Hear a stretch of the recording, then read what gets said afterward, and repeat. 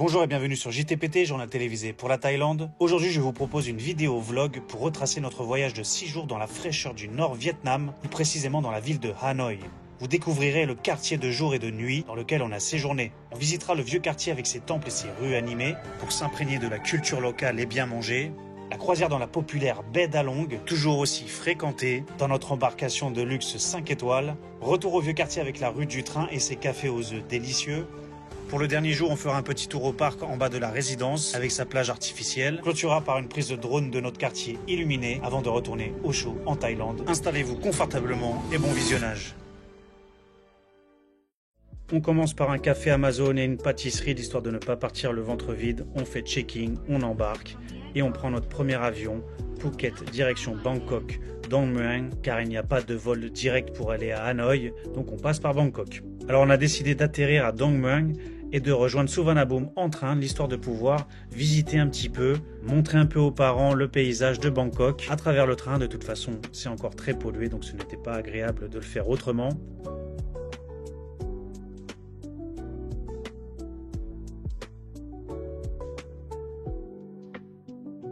Donc voilà, finalement, on arrive à l'aéroport de Suvarnabhumi pour prendre notre dernier avion, Bangkok, Hanoi. À préciser que la compagnie Thai Vietjet est assez souvent en retard. On a eu 2 retards sur 3 vols. Une fois arrivé à Hanoi, eh bien on est arrivé en soirée de nuit. On avait booké un taxi via la location Airbnb qui nous proposait ce service. Comme ça, on n'a pas eu besoin de chercher. Et donc on a mis une quarantaine de minutes pour arriver à notre destination. On découvre cette ville qui est totalement illuminée. Il y avait une petite pluie, ce qui donne un effet un petit peu Blade Runner, ville futuriste. C'était plutôt sympa à voir.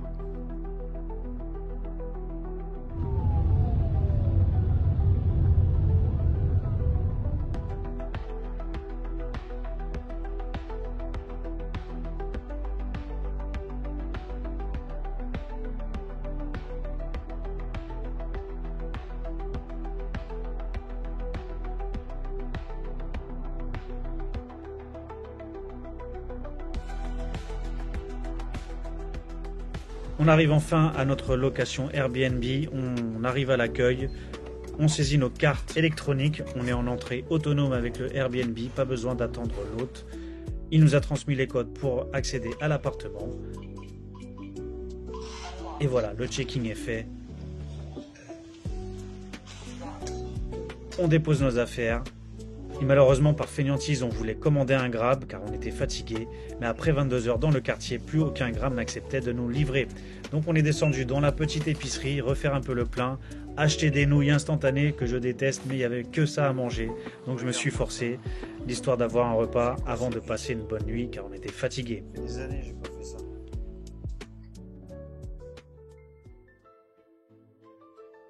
Le lendemain, découverte de l'appartement. On jette un coup d'œil au balcon, on voit le quartier de jour. La météo était assez couverte, la température entre 13 et 17 degrés, avec un petit vent qui était plutôt glacial. Donc on avait des habits, mais pas trop chauds. Donc on a dû lutter un peu avec le froid.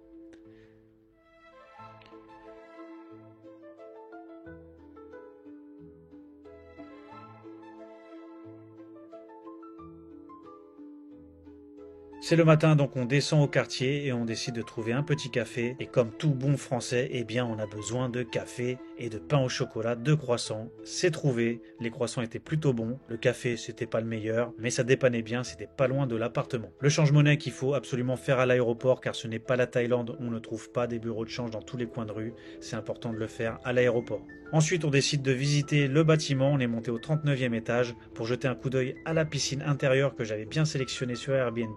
Mais manque de chance, elle était condamnée, elle était en maintenance. Donc j'ai dû crier un petit peu sur Airbnb pour avoir un dédommagement. Bon, à part ça, on a quand même visité le rooftop, le toit, pour avoir une belle vue sur le quartier.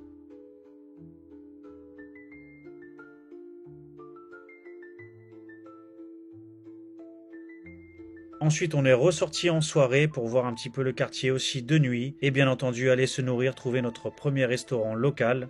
On voit les petites activités comme le barbeur à chien. beaucoup d'épiceries dans les rues. On a finalement trouvé le restaurant, mais malheureusement aucun menu en anglais, donc on est obligé de traduire avec le téléphone. Le papa qui se tente au plat local, le feu, au bœuf, et la maman qui nous prend des nouilles aussi au bœuf. Et moi j'ai pris un riz classique, donc peu importe, un riz à l'œuf, ça me suffit bien. Première journée off terminée, on se relève le lendemain matin, on change de café pour tester autre chose, on mange les fameux banh mi, les sandwichs locaux, avec un café qui celui-ci était bien meilleur et avec un petit thé offert. Aujourd'hui, on décide de visiter un petit peu plus le quartier et ce coup-ci, dans les airs, je fais décoller mon drone pour la première fois.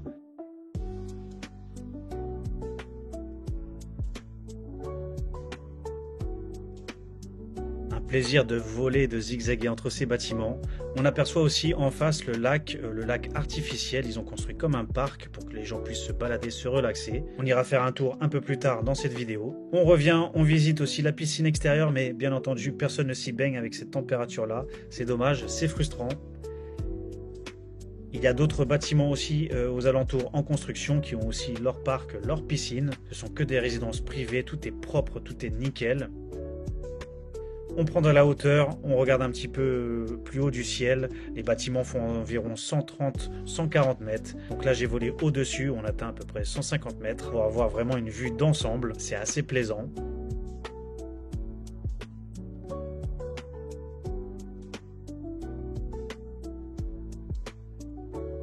Vol terminé, on retourne à la base de départ. Les images sont dans la boîte. Après une petite sieste, on décide de se rendre au vieux quartier d'Hanoï. C'est forcément la visite obligatoire. C'est là où tout se passe. C'est là où il y a beaucoup de visites à faire. Donc on commande un Grab. À préciser que les applications comme Bolt ne fonctionnent pas, mais les Grabs sont relativement intéressants en termes de prix. C'est à peu près 8 €, 10 € les courses pour une quarantaine de minutes. Donc, en compagnie du chauffeur avec la musique locale, hein, moi je m'éclate comme un petit fou. On ouvre les yeux, on regarde tous les détails, notamment comme les drapeaux, le drapeau local. On tente une petite discussion avec le chauffeur, mais l'anglais est très limité. Très peu de gens parlent anglais à Hanoï, donc ça c'est à savoir. This is VinFast? Yes. The Vietnamese car? Yeah. Ah. Good car? Donc là, dialogue avec monsieur Yes.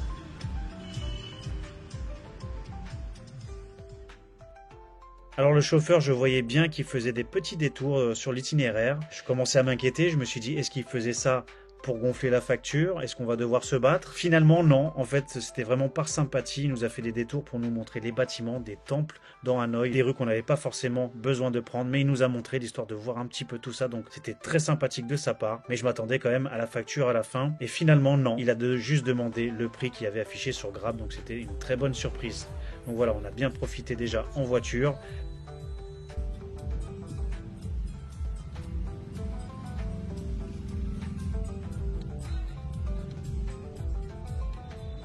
On s'arrête et première étape, on va aller faire un petit tour au temple au milieu du lac, le temple le plus connu.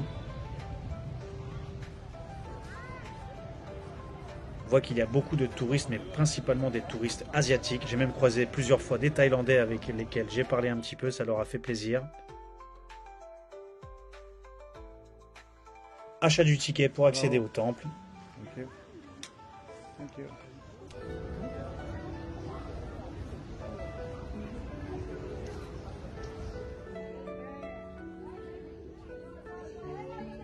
Et une visite qui se fait assez rapidement car ce n'est pas très grand. On passe par un petit pont et on contourne le temple dans une forme de boucle, de cercle. Et on observe tous les détails, la végétation, les vrais fruits sur les arbres, c'est assez étonnant.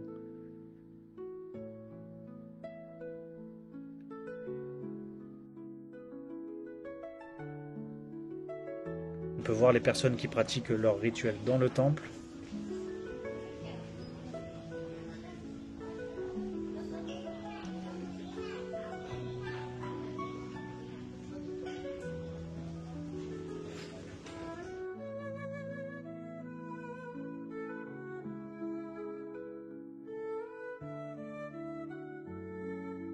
Observons des fruits qui me semblent être des pamplemousses. Alors pour comparer, je mets ma main à côté pour voir vraiment la grosseur de ces fruits. Visite terminée, on ressort du temple, on repasse par les rues animées, on voit même un concours de traction. Chocolate? On teste notre premier petit street food avec ce que j'ai cru comprendre des boules au chocolat, mais je n'ai jamais senti le chocolat. C'est pas grave, c'était l'histoire de tester. On peut le voir via ce petit chien qu'il fait vraiment frais car lui-même il tremble avec son petit vêtement. Et tout va bien, je pense qu'il a l'habitude.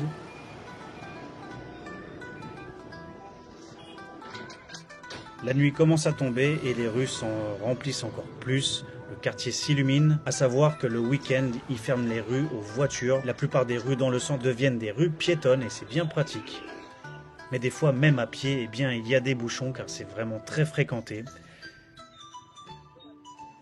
Parmi toutes les rues qu'on avait cherchées, eh bien, on cherchait la rue de la bière. On a fini par la trouver car on voulait se faire une petite bière locale, bien sûr avec modération.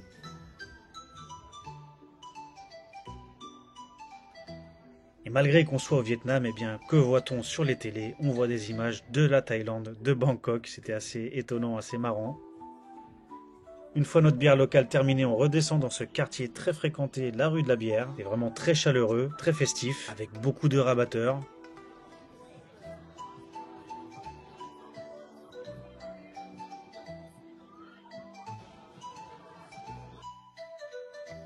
On fait des caresses un petit peu au doggy doggy, car je trouve que ça manquait un petit peu d'animaux jusque-là, on n'en avait pas vraiment vu. Donc là, je recharge et je lui donne mon affection.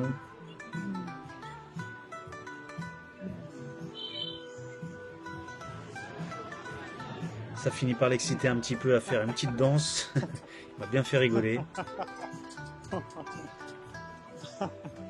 Et j'avais oublié de désactiver ma caméra et j'étais témoin d'un accident. Un accident de vélo, mais rassurez-vous, tout va bien. Il y avait plus peur que de mal. Il finissait par rigoler, donc rien de grave.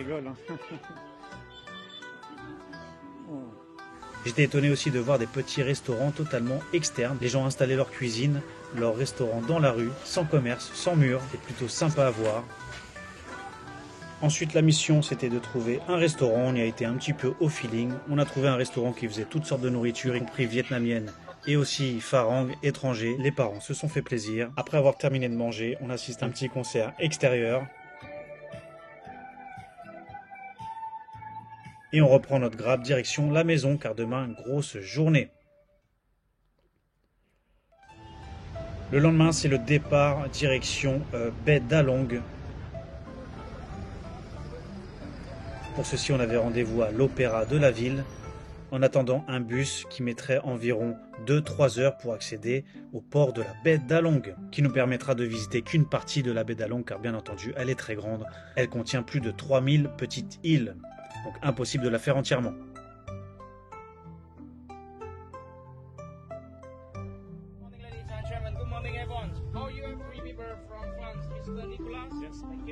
C'est parti pour le bus et visite un peu obligatoire d'aller voir les marchands de perles, comme toute visite, comme toute croisière. Il y a toujours la petite vente sponsorisée derrière, mais bon, on n'est pas obligé d'acheter, donc tout va bien.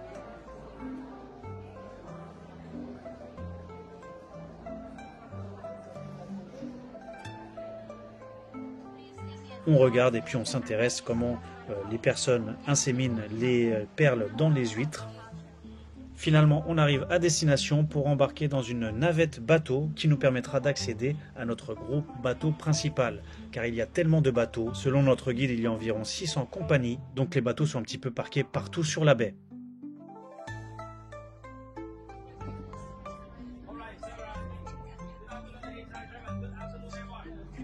Le guide nous a aussi expliqué que tous les 5 ans, il y a un renouvellement des bateaux, un renouvellement des flottes de bateaux. Et de plus en plus, on voit des bateaux de luxe qui arrivent. Donc selon le guide, dans quelques années, la baie d'Along sera peut-être un privilège pour les riches. On peut voir les bateaux de luxe au loin. Personnellement, nous avons opté pour un bateau 5 étoiles, relativement modeste en termes de prix, 150 $ par personne, pour 2 jours et une nuit sur place, avec les repas et excursions comprises. On arrive sur le bateau, on est très bien accueillis. Et on commence directement par un buffet illimité déjeuner avec encore des explications du guide sur les étapes qui suivent de la journée.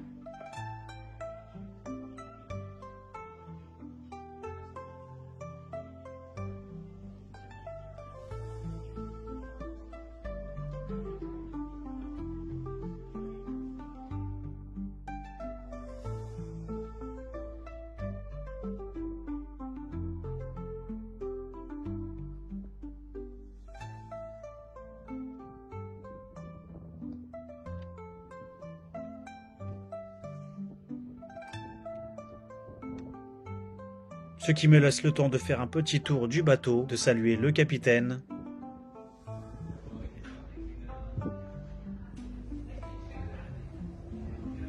Avec les parents, nous avons pris 2 chambres séparées, face à face, donc très confortable, très bien équipé, tout a l'air neuf.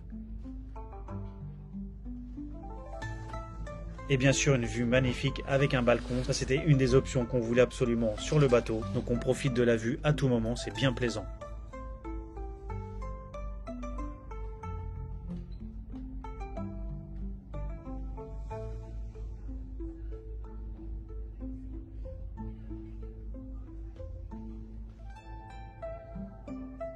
Vraiment tous les équipements, tous les accessoires sont neufs, ça sentait même la peinture, donc on a eu de la chance, le bateau était assez récent. Au bout de quelques minutes, on s'est fait aborder, accosté par des petits bateaux marchands qui cherchent à faire quelques ventes interposées.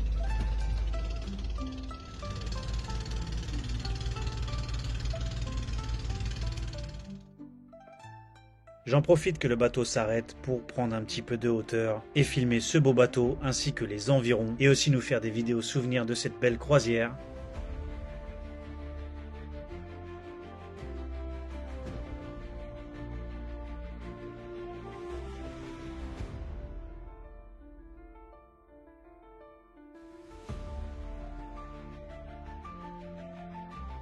Avec de la hauteur, on se rend bien compte qu'on n'est pas tout seul sur la baie, il y a plein de bateaux parqués aussi, pas très loin. Et encore, ce n'est pas la haute saison, c'est une période assez calme, donc ça reste encore agréable.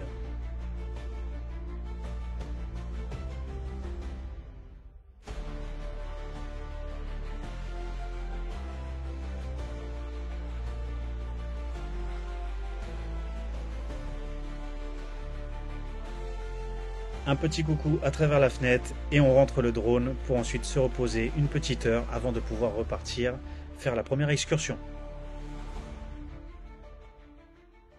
Avant la sieste, on check le planning et rendez-vous pour la première excursion.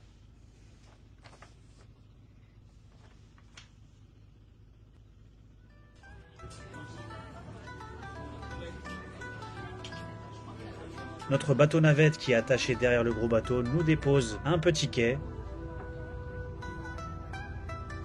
avec ce qu'ils appellent des bamboo boats qui nous permettront de faire une petite visite au pied des montagnes, au pied des grottes. Ce qui est plutôt sympa, c'est que ces bateaux ne sont pas motorisés, donc beaucoup moins polluants. Alors bien sûr, on ne va pas très loin, mais c'est suffisant pour voir du paysage.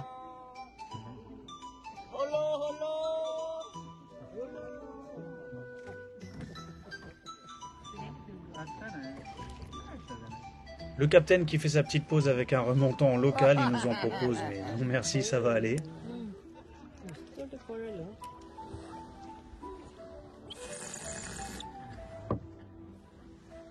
On a même eu la chance de voir au loin dans la montagne les derniers singes qui restent, car malheureusement ils ont été pas mal éliminés par les Vietnamiens qui les mangeaient à une époque où il y avait beaucoup de pauvreté.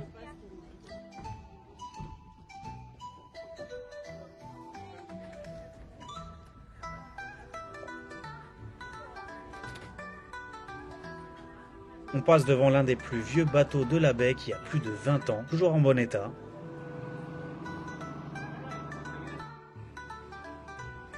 Et de retour sur notre embarcation, la journée commence à se terminer. On prend un petit café à la terrasse avec vue sur les bateaux qui viennent se garer aussi pour la soirée.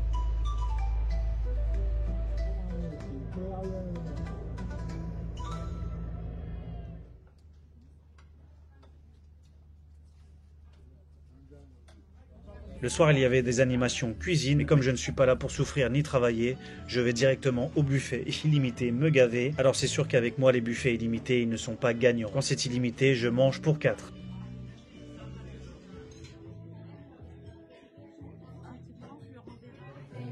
À bord, il y avait un groupe d'Allemands qui fêtait un anniversaire. Et juste après ça, on passe par l'inévitable soirée karaoké où chaque groupe, chaque nationalité devait chanter une chanson. Heureusement, il y avait un groupe de Français qui ont chanté pour nous.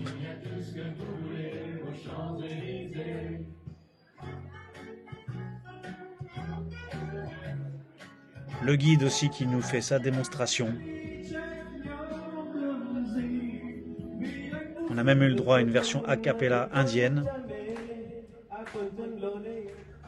Une fois le dîner et le karaoké terminés, il y avait une pêche au calamar pour ceux qui le souhaitaient. Et cette journée sur le bateau donc s'achève. On passe notre première nuit car il faut malheureusement bouger dès le lendemain. Donc dès le lendemain matin, il y avait aussi le petit déjeuner compris. Donc même s'il fallait se lever à 6 h du matin, je me suis levé pour encore une fois me défouler sur le buffet illimité et aller me recoucher par la suite. C'est payé, c'est payé. Il est 9 h 30 du matin, on doit déjà faire le check-out, replier les affaires. On dit au revoir à tout le monde, mais avant de partir, on refait un petit vol en drone pour voir un petit peu les horizons et rentabiliser ce voyage.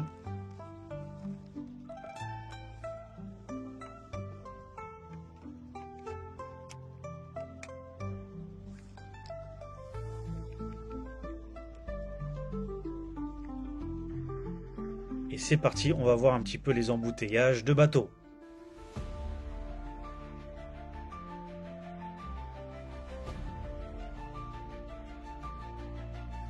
On peut voir qu'à certains endroits ils sont même à la file indienne. Qu'est-ce que ça doit être quand c'est en pleine saison, sachant qu'actuellement c'est une saison calme.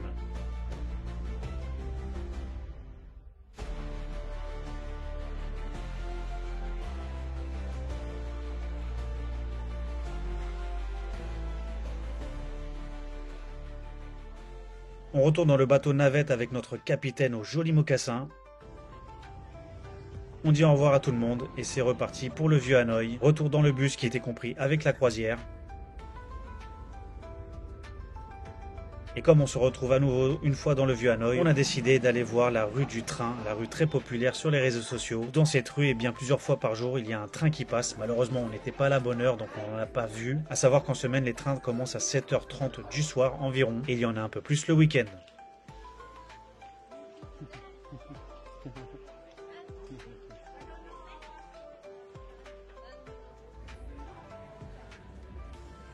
On en profite pour goûter la spécialité du coin, c'est le café à l'œuf et c'est une bonne surprise, c'est très gourmand, c'est comme un dessert, la mousse est très onctueuse, je vous le recommande absolument et si vous n'aimez pas le café, il y a aussi les chocolats chauds de la même façon.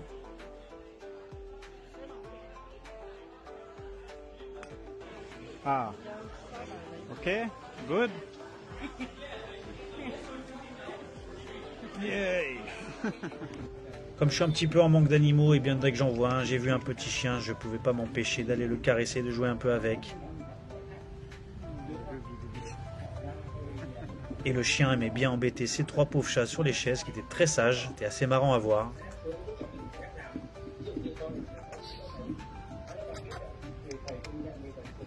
La nuit commence à tomber et on termine notre journée qui a été aussi bien remplie, bien fatigante, et on rentre à la résidence. Le lendemain, c'est à nouveau une journée off, une journée où on n'a rien spécialement de prévu et on temporise avant de retourner en Thaïlande. Donc une journée assez tranquille. Donc on passe par la case café, croissant.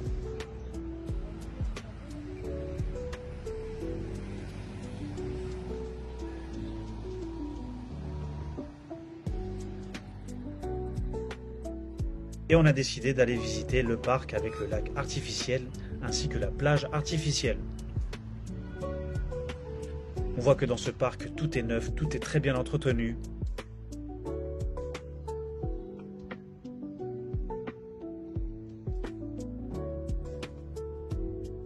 Il y a plus d'employés de nettoyage et d'entretien que de gens. On a croisé très peu de personnes, ce qui est relativement plutôt agréable. Et à savoir que cette journée-là, eh bien, il faisait environ 25 degrés, les températures étaient remontées. C'était très agréable, on a pu se mettre un petit peu en t-shirt et oublier pour une journée un peu le froid.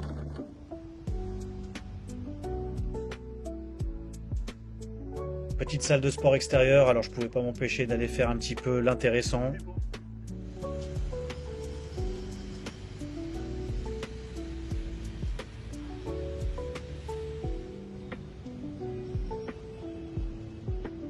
On continue la visite et on passe devant cette plage artificielle avec laquelle il y a plein de barbecues. C'est assez marrant de voir ça, on a l'impression qu'ils attendent des dizaines et des dizaines de personnes qui vont venir en même temps faire des barbecues.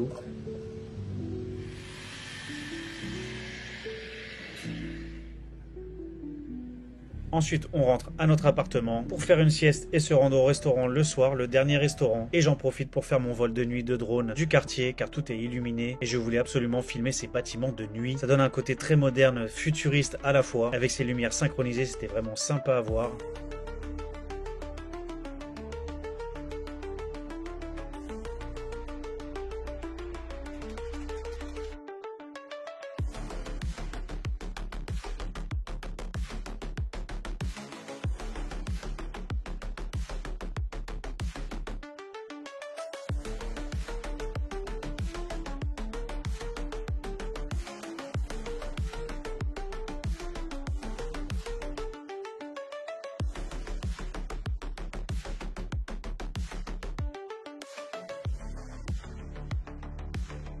On se remue un peu le couteau dans la plaie en allant revoir cette piscine vue d'en haut. Et dire qu'on aurait pu se baigner en soirée, de nuit peut-être, aurait été bien agréable.